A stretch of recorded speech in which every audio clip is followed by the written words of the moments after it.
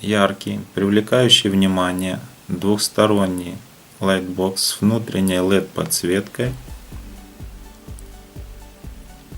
и для дополнительного контраста подставкой прозрачного акрила под белые буквы.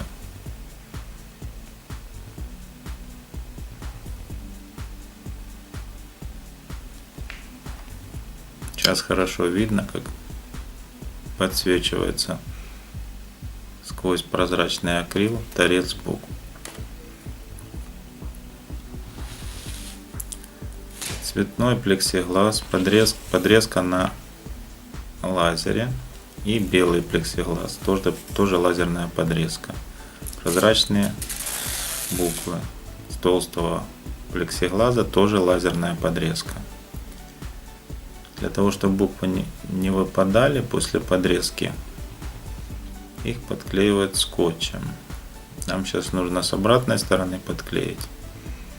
Убираем скотч технологический после лазерной подрезки и выбираем буквы.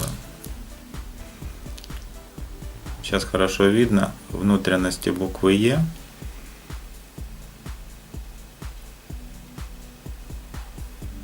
И буквы А держатся на скотче, который мы только что подклеили.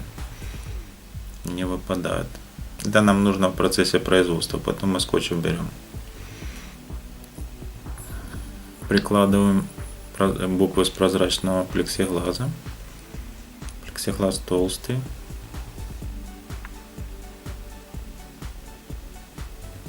Буквы больше по размеру, чем отверстие в оранжевом акриле.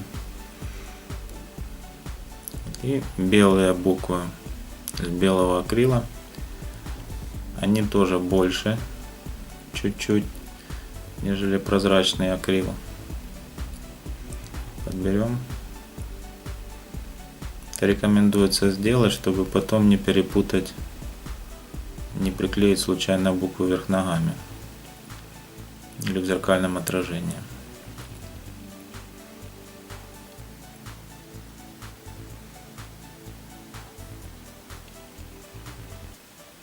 Продемонстрируем.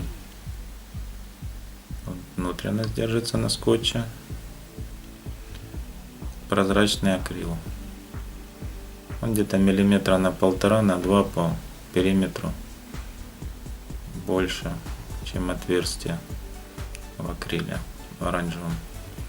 И белый акрил 2-миллиметровый, он тоже чуть-чуть больше, чем прозрачный. Это нужно технологически и нужно, потому что при подрезке лазерной край чуть-чуть заплавляется. А нам нужно приклеить прозрачный без разводов к белому.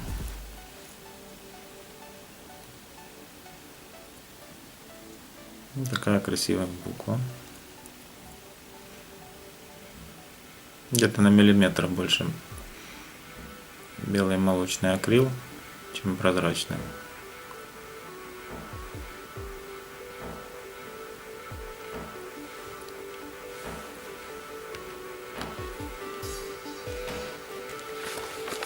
Силиконизированная бумага, в данном случае подложка самоклеющейся пленки.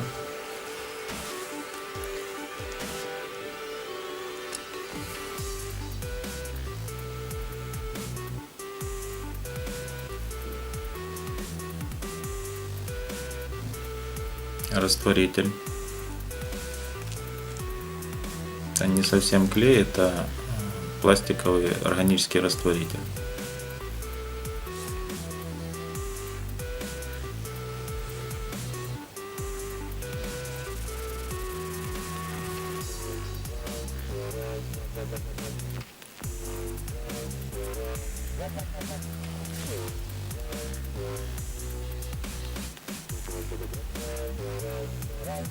Нужно максимально заполнить промежуток между белым и прозрачным плексигласом, потому что на просвет, если оставить промежутки и не сплошным слоем промазать, то вот эти разводы будет при подсветке внутренней будет видно. Поэтому тут надо аккуратно, не спеша, для того, чтобы полностью заполнить, чтобы воздуха не было между белым и прозрачным акрилом. Это кажется не важно, но потом после сборки будет видно. Очень сильно будет бросаться в глаза. Продемонстрируем еще одну букву. Там уже защитка снята. Аккуратно, не спеша. Силиконизированная бумага позволяет не обращать внимания на то, что растворитель попадет на обратную сторону буквы, потому что буква не приклеится к бумаге. Аккуратно ложим. Желательно, чтобы буква полностью симметричная была, относительно прозрачная.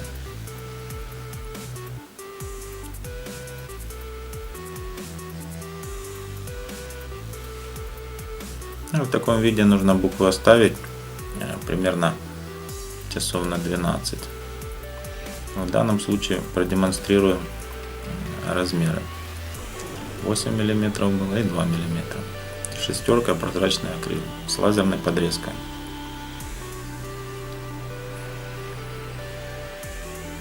Если присмотреться, видно, из-за того, что попал клей, растворитель полностью попал между белым и прозрачным, нету пупырышек, нету воздуха, буква будет светиться равномерно. Убираем, делаем выборку прозрачным акрилем для того, чтобы вклеить оранжевый плексиглаз.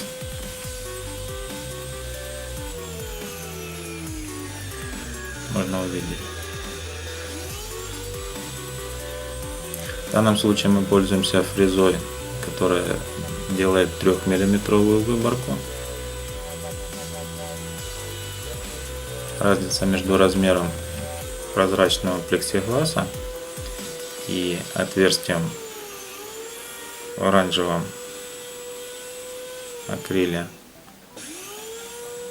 где-то порядка 2 миллиметров, 1,5 до 2 миллиметров. Мы делаем выборку 3 миллиметра. Соответственно, все погрешности, клей лишний и все заусеницы у нас уйдут вместо стыка. И потом с лицевой стороны всего этого видно, вот сейчас видно хорошо. Выборку делаем на глубину тоже 2 миллиметра.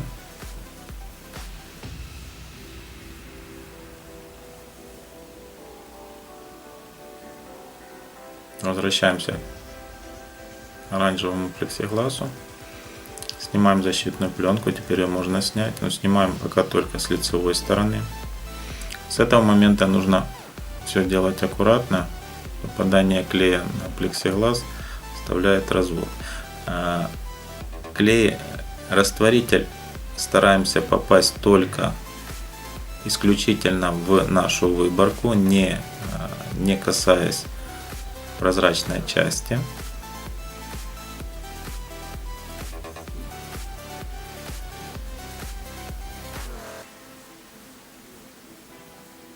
Вот. И как только он попадает на лицевую часть, его нужно сразу убирать.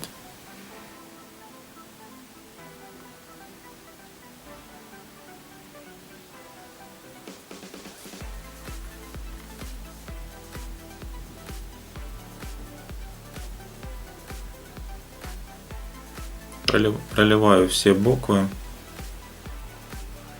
выкладываю их на оранжевый акрил и в таком положении оставляю на ночь.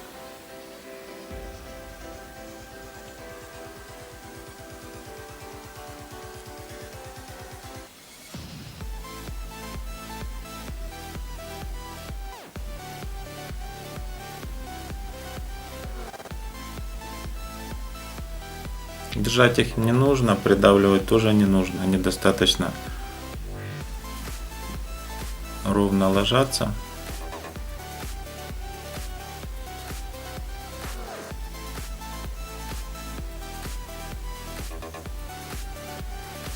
Надо обращать внимание на потеки, которые могут попасть на лицевую часть прозрачного, не прозрачного, оранжевого акрила.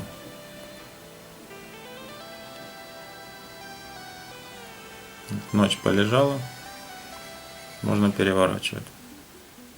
Таким образом с обратной стороны. Снимаем защитку.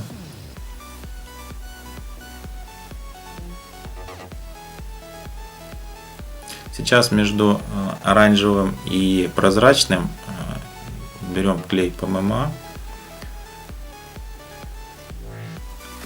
Между прозрачным и оранжевым образовалась щель порядка миллиметра. И стараемся вот эту щель заполнить клеем. Идеально не получится. Останется какой-то такой маленький бортик. Клей ПММА это не растворитель, это уже клей. То есть, соответственно, после застывания клей превращается в что-то похожее на акрил. Соответственно, плоскость, которая будет контактировать между собой, намного больше, чем если бы мы просто оставили растворитель.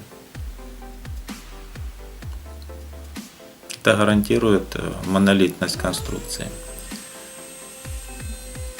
Та же фреза, только в данном случае выборка больше. То есть сейчас мы выбираем порядка 5 мм.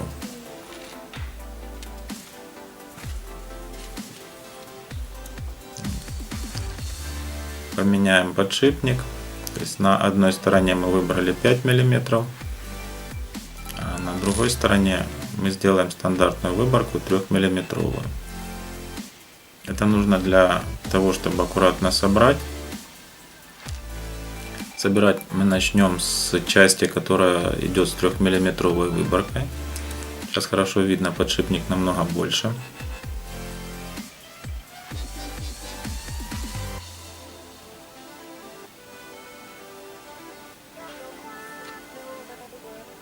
Затягиваем подшипник.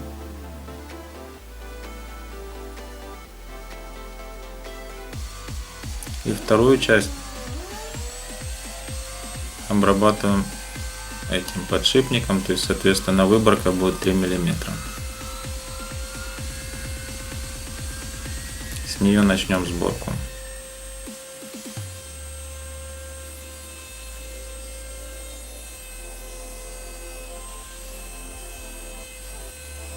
Достаточно быстро, единственное, что нужно аккуратно, потому что сейчас весь акрил без защитной пленки можно повредить.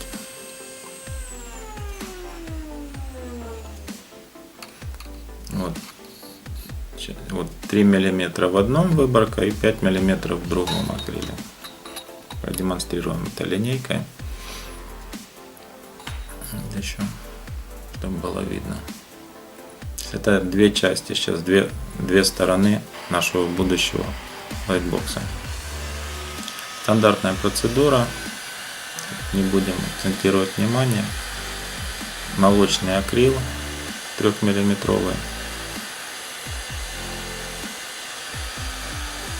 строительный фен. Единственная особенность, нужно молочный акрил нужно выклеивать не по наружной части, а по выборке. То есть получается, после склейки у нас с лицевой части будет оранжевый акрил. Это очень красиво выглядит, но добавляет сложность в работе.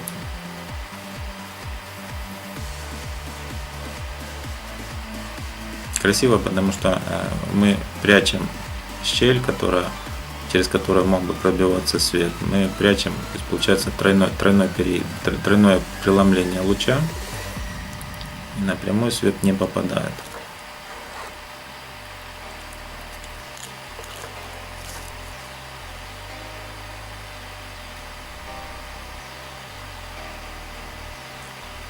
Такое маленькое изделие требует большой аккуратности в производстве. Все огрехи будут видно.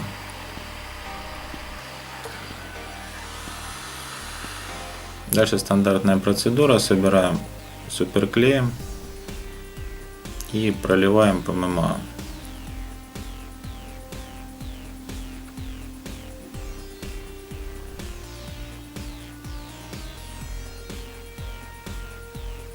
Те же особенности, что и при изготовлении объемных световых букв.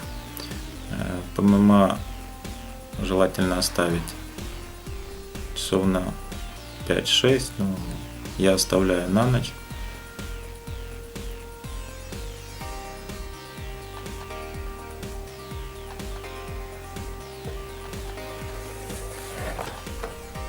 Нужно стараться не делать лишних потеков, или если сделать, то их нужно сразу убирать, потому что при внутренней подсветке идет преломление света и потеки могут быть видны. Вот, толщина, это акрил с боковины, толщина 6 сантиметров, 60 миллиметров.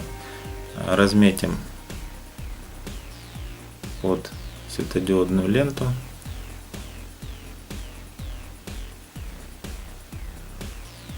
Подсветку будем делать торцевую. Лента 5730, кристалл 5730. Достаточно яркая, но прилично потребляющая и достаточно хорошо греющаяся.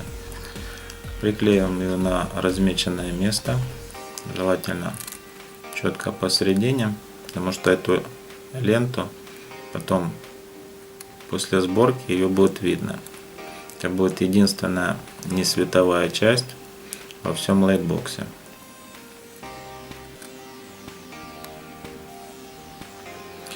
Термопистолет нужен для фиксации ленты, потому что при работе лента достаточно хорошо греется, а клей, на который она приклеена, он термопластичный. При нагревании имеет свойство тянуться. А так как у нас лайтбокс не ремонтируемый, то есть если лента где-то отвалится, то соответственно придется переделывать весь лайтбокс. Достаточно местами зафиксировать. Эти полосочки термоклея удерживают исключительно от термической деформации.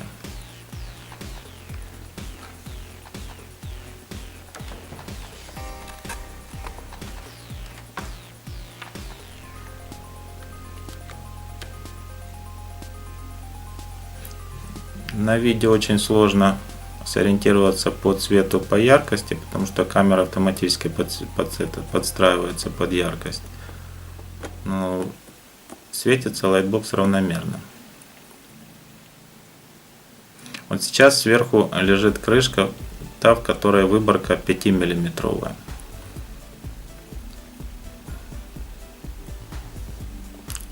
Важный момент. Клей желательно укладывать между внутренней стороной бортика и выборкой, таким образом, чтобы он максимально доходил до середины выборки, не попадая на всю выборку. Это нужно для того, чтобы после закрывания лайтбокса, чтобы клей не протек на лицевую часть.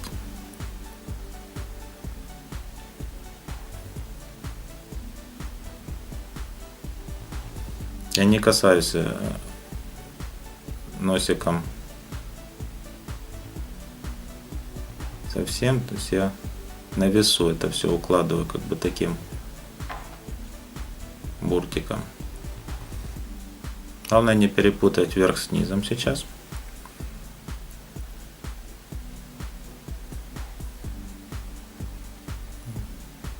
Вот и в таком виде лайтбокс лучше оставить. Можно выключить, но его лучше оставить тоже до схватывания клея.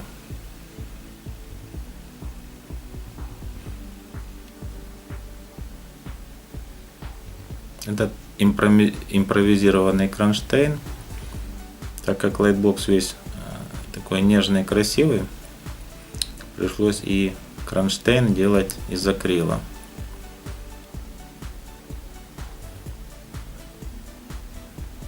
Дополнительно никаких элементов, которые затемняют цвет, не понадобилось. Казалось, достаточно просто приклеить в торец. Вот и получилась вот такая аккуратная, красивая, яркая двухсторонняя вывеска с LED подсветкой.